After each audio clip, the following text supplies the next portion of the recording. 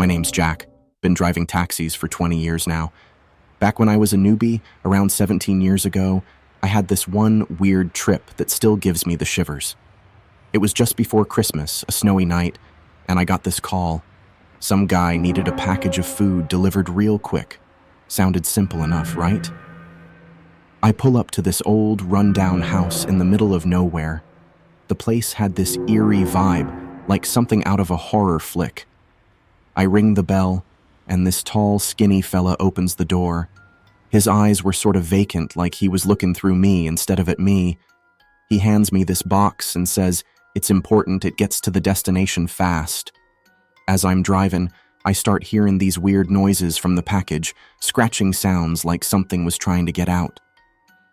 I brushed it off and told myself it was just the wind or something. But then, halfway through the trip, the box starts shaking like crazy. I'm freaking out, trying to focus on the road while this thing's going nuts in the back seat. I could feel my heart pounding in my chest. Finally, I reach the destination. The guy comes out to get the package, and as soon as he takes it, the noises stop. I ask him what's in there, but he just grins and says, "Something hungry." I hightailed it out of there, didn't want to stick around to find out what that meant. That night, I couldn't shake the feeling that something unnatural had hitched a ride in my taxi. Even now, years later, I still wonder what was in that box and what would have happened if I'd opened it. But I guess some things are better left unknown, you know?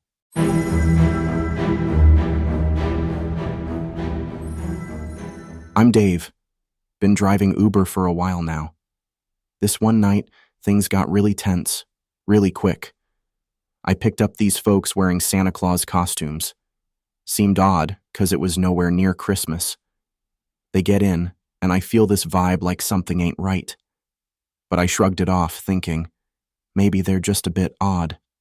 As we're cruising along, I see flashing lights in the rearview mirror. Police pull us over, my heart's racing, didn't expect this. But then, the officers start talking about looking for some criminals on the loose, and guess who they're looking for? My passengers. These Santas, they don't flinch. They threaten me, saying they'll do me in if I stop for the cops. Had a gun aimed at my head, no way I could say no. So, I gotta keep driving, and the police are following us, sirens blaring. We end up in this thick fog like something out of a horror movie. I'm losing my mind, trying to stay calm while driving away from the cops. The Santas are giving me directions into this dark, creepy wood. I drop them off, and they come at me. I thought that was it, but somehow, I managed to dart away, running for my life through the trees. I barely remember anything after that, just waking up in a hospital bed, a cop standing watch. To this day, I ain't sure what happened in them woods, but I thank my lucky stars I made it out alive. That's a night I ain't forgetting anytime soon.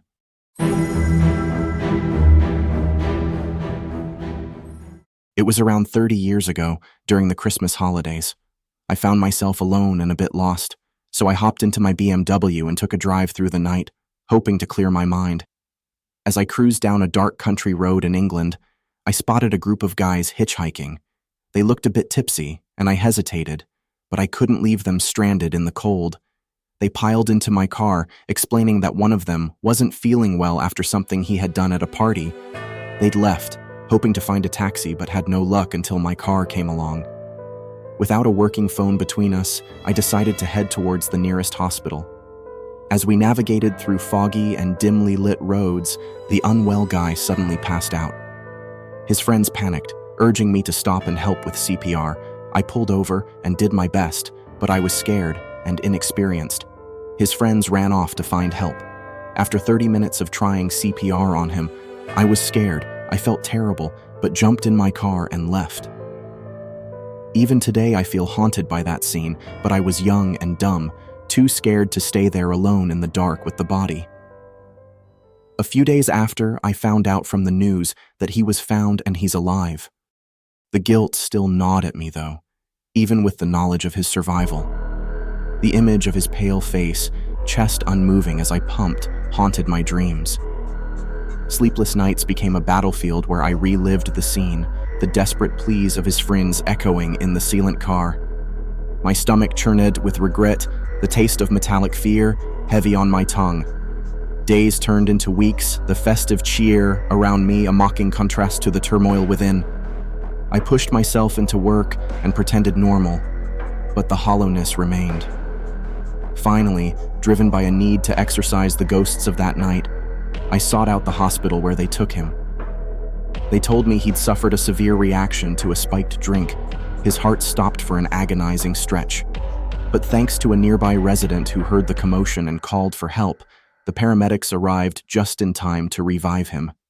He wasn't out of the woods yet, but he was fighting, clinging to life. I stood outside his room, paralyzed by an unfamiliar mix of hope and trepidation. What right did I have to face him, the girl who abandoned him when he needed it most?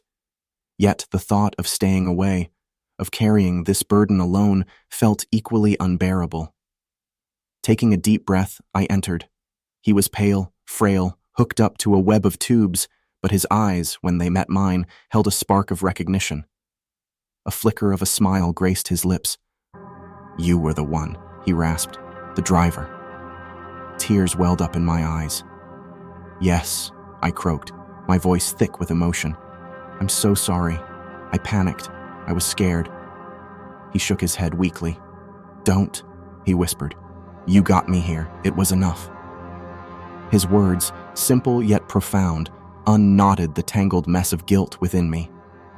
It wasn't absolution, but it was a start. In that shared space of vulnerability, something shifted.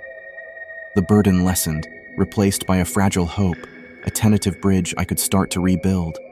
The road to healing wouldn't be easy, but with each shared word, each flicker of his smile, I began to understand that redemption wasn't about erasing the past, but about facing it, carrying its weight, and choosing to move forward, forever marked by the experience, but ultimately, no longer alone.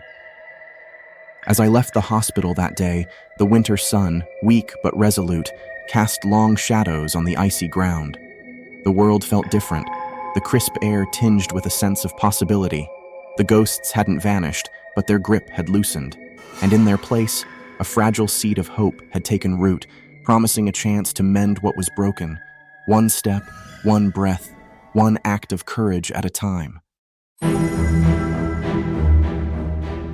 It's a Tuesday night, colder than a witch's kiss, rain lashing against the tram windows like a drunk Scotsman at closing time. I'm chugging this metal behemoth through the deserted streets, headlamps carving pale tunnels out of the gloom. Then, at the godforsaken stop by the old brewery, things get interesting. Two blokes hop on, proper rough diamonds these. Think Peaky Blinders with a touch of Jack the Ripper. Tattoos crawling up their necks, eyes like chips of ice in the dim overhead lights. They settle right at the back, muttering in a language that makes the hairs on your neck stand on end like a terrier spotting a sausage. Right from the get-go, they feel off, like a wrong note in a sing-along.